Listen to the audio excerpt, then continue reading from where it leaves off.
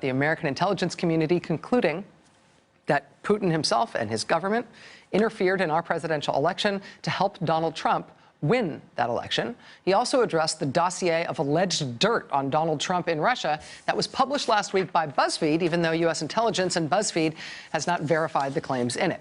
And obviously, this is a dossier that the incoming president strenuously denies. Well, Mr. Putin said today that he also denies that any of that material is real. He says it's all made up. He says it's absurd to even think that Russian intelligence, the Russian government, would even try to collect damaging information on someone like Donald Trump while he visited Russia.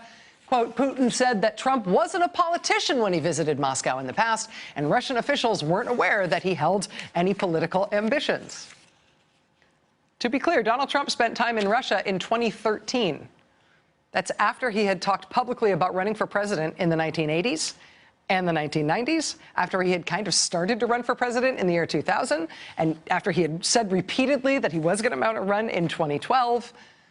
He had very publicly, for decades, been flirting with running for president before he got to Moscow in 2013.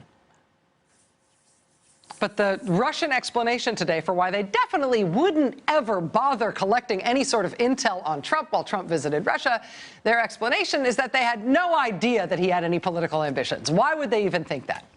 President Putin told reporters at the Kremlin today it is, quote, complete nonsense to believe that Russian security services, quote, chase after every American billionaire while those billionaires are in Russia doing business.